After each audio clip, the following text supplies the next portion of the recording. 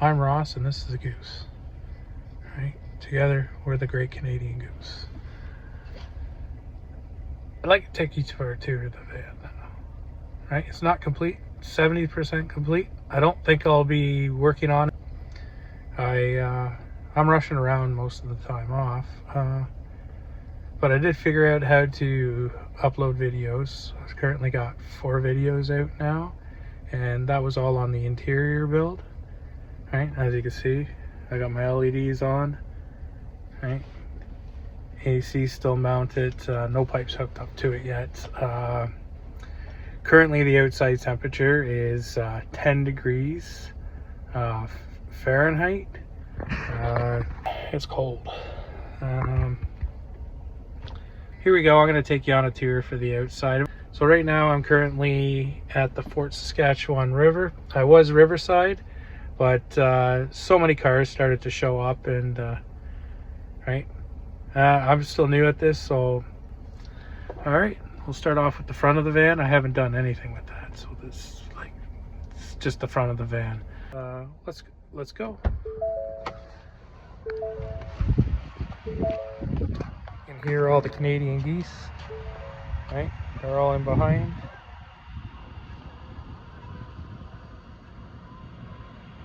Hopefully I can get back in. Yep. Okay. So take you to the front. Well, that's the front of the van. Yeah, I just got back from the Ford doctor there. Right. Has a bunch of recalls. So this is passenger side. As you can see, I got my fridge in the passenger seat, and then front shelves come over, and that's where I've mounted my diesel heaters. See if I can. Oh, doesn't want to respond. So that's the cabinetry, and then my step coming in. Yeah, it's not done yet, and hopefully I can get that finished. I just filled up my diesel. So how I go about filling up my diesel can is I put a latch on the floor, and just take the latch up, bring it up, and then I got my diesel, and then my 2 diesel heaters, and then I put my spare windshield washer fluid. Yes, that's the Rain-X windshield washer fluid. That just latches right back down.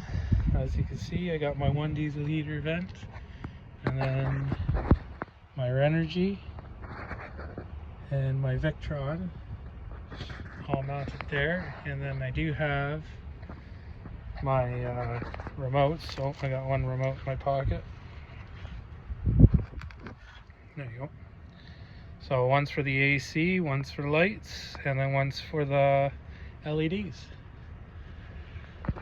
Right, my countertop. Right, and that frame just goes right up into my counter space, and then I got my curtain rod hooked right up to there, and I got to do something with Velcro or something right across this beam here all the way down. But then I also got to trim my curtains a little bit long. So I did buy a sewing machine. I got to find out how to use it. And here's where I got my synthelet, and that stops there, so I got to trim that down and seal that off. And then you can see all my wiring and everything back there. Right. I'm not trying to hide anything. Right. I'm new to this game, so it's been fun so far. Right. Haven't met anybody. So as we go to the back, right, we have my condensing unit and Starlink hooked up to the side back there. Some wind noise. It's already smutsy. I just washed it yesterday. But back here, I got one cubby there, and then I got my fishing rod cubby there and storage, and then my heater actually pulls out the back and heats the back right where most of the other van lifers say it gets drafty. So I figured I'd just heat that drafty area, make it a warm draft. So I got one big drawer, and then my ladder. We'll use that ladder in order to get up onto the roof there. So the drawer's got locks on either side, and then I can pull it out, and then I got my camp table right there, right, some construction supplies, and my diesel generator, or my gasoline / propane generator, I should say. I haven't used it. I don't think I will have to use it. I got a couple extension cords, and the rest is just building supplies and an exhaust fan that I haven't put in yet. Not sure where I'm going to put that exhaust fan. So over here we got another cubby. Now this is a long extension squeegee, right? As you know, I have a large window. Half my front is a window, right? Then we got the bed. So from the outside, that's how it looks. And I got the TV. You can see my curtain rod, it goes all the way across the front of the van. And then the TV's mounted there. It's got a swivel connection. So yeah, here's an electrical connection for plugging in my phone at night, and or my laptop. It's the frame. So the whole idea with this is that piece of plywood is giving support to the back, and then I have my evaporator for my AC pointing right out, and this will go right over my head and cool the whole back. That's silicone, the hole, and then all my electrical going down. Now it's not finished yet. I still got a lot of work and a lot of cleanup, as you can tell. Like, that's like grinding dust and sawdust and that. Same with the bottom here. I got to repaint all that. Okay. Oh yeah, I'll show you the solar panels.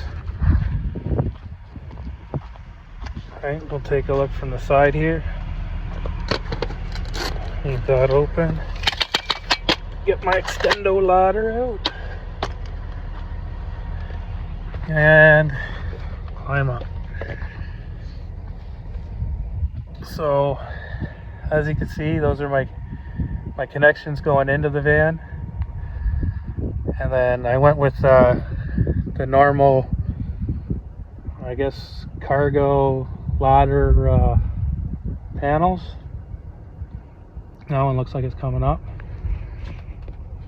right? And then I got 4 solar panels on the roof, and then my fan vent. So that's that. A little bit of damage from the previous owner. I don't know what he hit.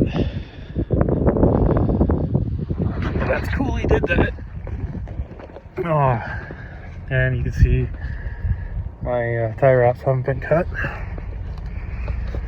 Okay, welcome back.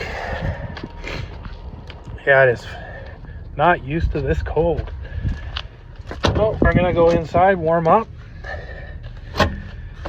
and I'll show you the electrical connection.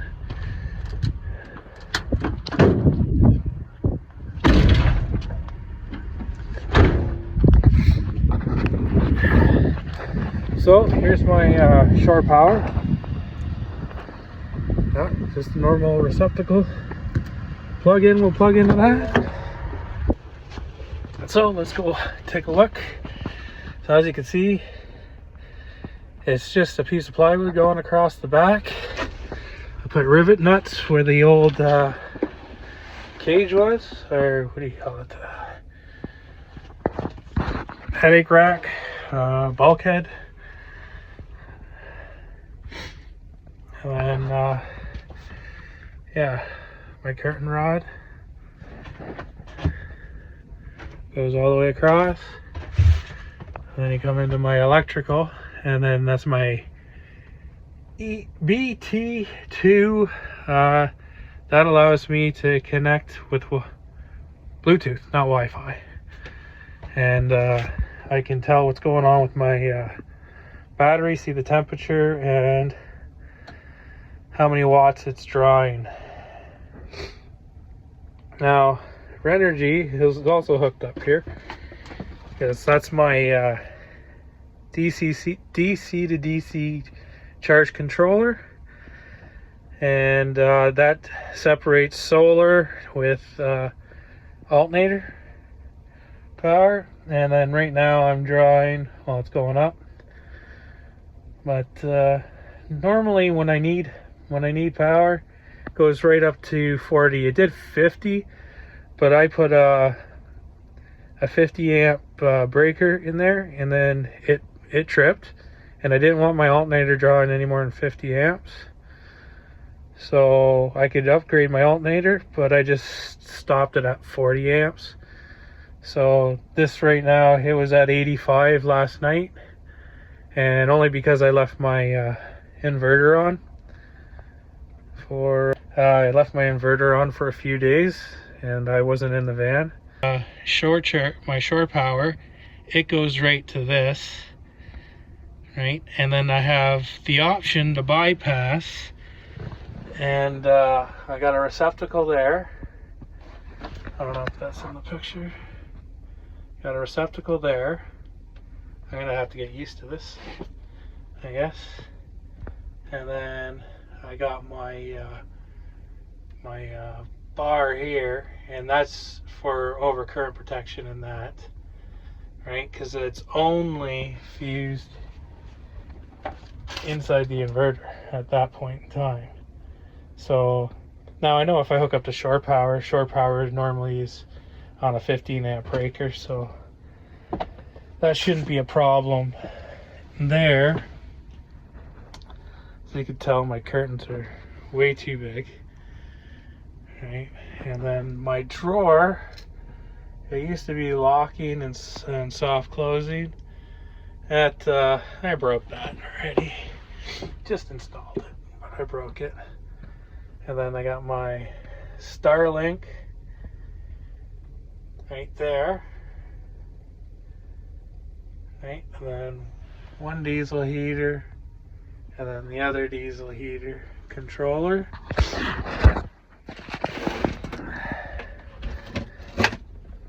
And then in there, I hard piped it. I hard piped both sides. This is the one for the front. I boxed it all in. I'm gonna cage the pipe in so I don't melt anything, and then I just gotta tidy up that wiring so I don't melt the wiring. But all the diesel fuel line and that right through the floor right here, and then yeah, that's just water. It's not a pee bottle. Right, it fell off.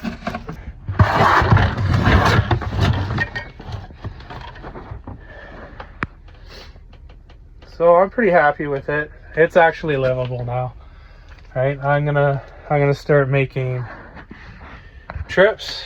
Yes, hiking and that. Once I get a comfortable pair of gloves. Coming to you from West River's Edge wetland area. This is the Great Canadian Goose. Right? Me and the goose, or the goose and I, are signing off. Thank you for watching, and please hit that subscribe button if I earned your subscription today. And like, share, and leave a comment. Tell me what I can do better. We'll see you in the next one. Take care now.